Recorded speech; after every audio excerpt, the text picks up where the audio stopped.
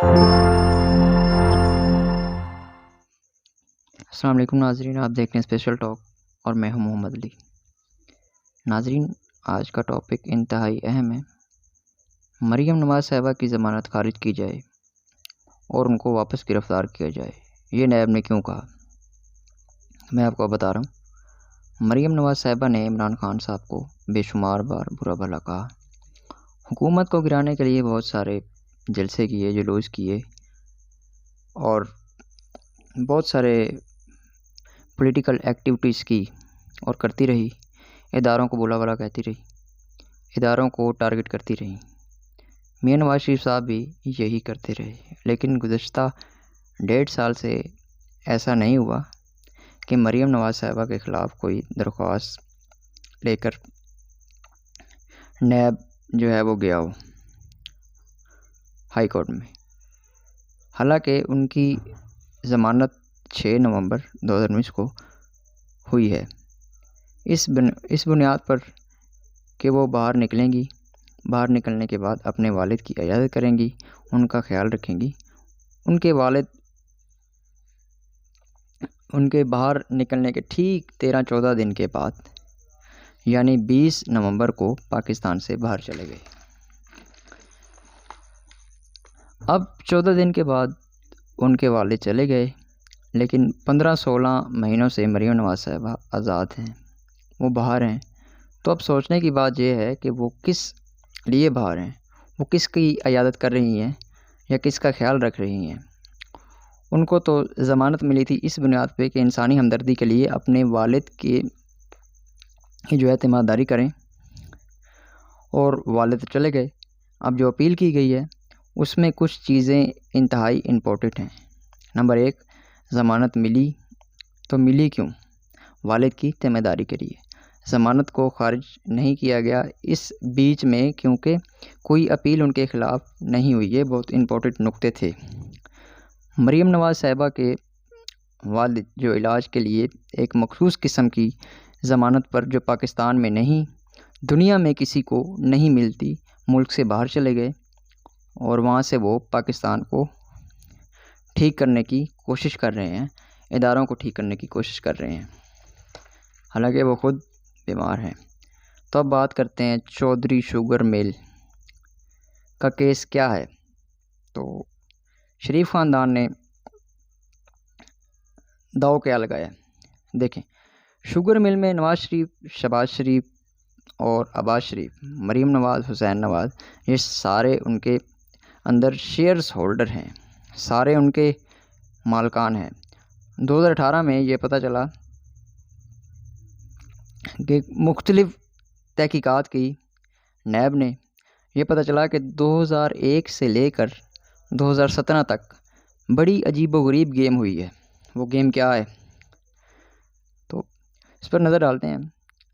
तो ख़ास तौर पे उस वक्त जब शरीफ ख़ानदान हुकूमत में थे, उन्होंने किया क्या या नाज़रीन ये देखते हैं। उनके पास चौधरी शुगर मिल थी एक, उस शुगर मिल के शेयर्स जो ख़रीद रहे हैं वो अमेरिका या यूरोप में रहने वाले कुछ गैर मुल्की अफराद हैं।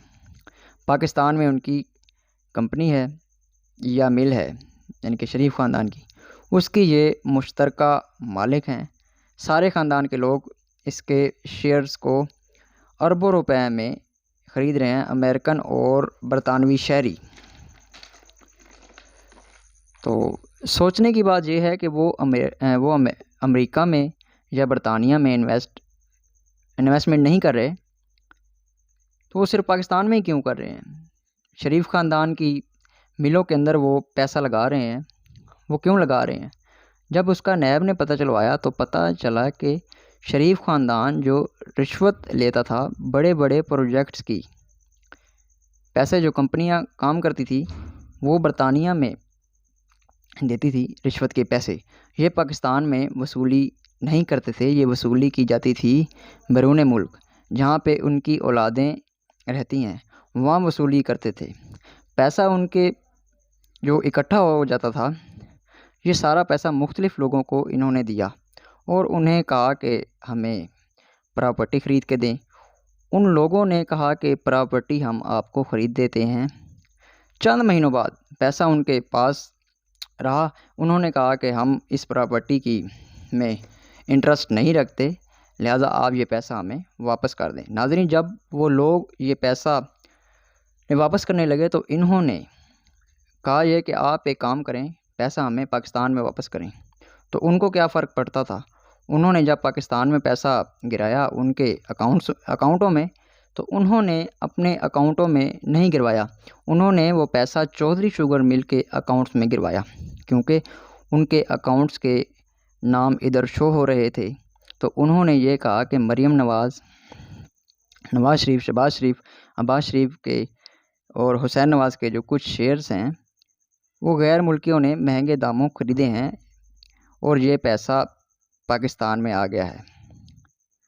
यानी कि उन्होंने ये पैसा, यानी कि जो उनका जो अपना ही पैसा था, वो यहाँ ये शो कर रहे थे कि ये जो पैसा है ये शेयर्स का है जो उन्होंने महंगे दामों ख़रीदे हैं गैर मुल्कियों ने। हालांकि ये पैसा उन्हीं का है, ये गेम चला रहे थे, आप समझ गए होंगे।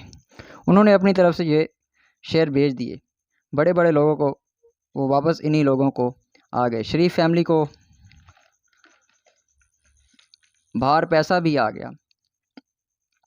इन्हें ये साबित किया कि कानून के मुताबिक शेयर बेचे थे, लेकिन बाद में अपने ही शेयर को वापस ले लिया। तो नाज़रीन, और उनकी अदायगी शो नहीं की गई कि हमने किस तरह इनके शेयर वापस लिए हैं। इस पे तफ्तीश जब की गई तो मरीम नवाज़ साहिबा को बुलवाया गया। उनको बुलाकर कहा गया कि आप बताएं। तो उन्होंने 45 मिनट तक सवालों के जवाब देने के लिए उनको अपने पास बिठाया, तो उन्होंने एक भी सवाल का जवाब नहीं दिया। फिर बाद में जेल जाना पड़ गया मरीम नवाज़ साहिबा को। फिर जेल में रहीं और फिर उनको ज़मानत मिल गई, जो अब फिर जो है नैब उन पर जो है दरख्वास्त उन्होंने दी है कि इनको दोबारा गिरफ़्तार किया जाए। ये तो अपने वालिद की अयादत या तहमदारी के लिए इनको निकाला गया था, लेकिन इनके वालिद तो अब बाहर हैं, तो लिहाजा इनको दोबारा गिरफ़्तार किया जाए। तो नाज़रीन, मुमकिन है कि चंद दिनों में ही मरीम नवाज़ साहिबा की गिरफ़्तारी हो जाए। तो अगर आपको हमारी वीडियो पसंद आई हो तो हमारे वीडियो को लाइक शेयर ज़रूर कीजिएगा। इसी तरह के हम आपको इन्फॉर्मेशन और आपको अच्छी जो है ना टॉपिक्स के बारे में आपको बताया करेंगे। तब तक के लिए अपने मेज़बान मोहम्मद अली को दीजिए इजाज़त। अल्लाह हाफ़िज़।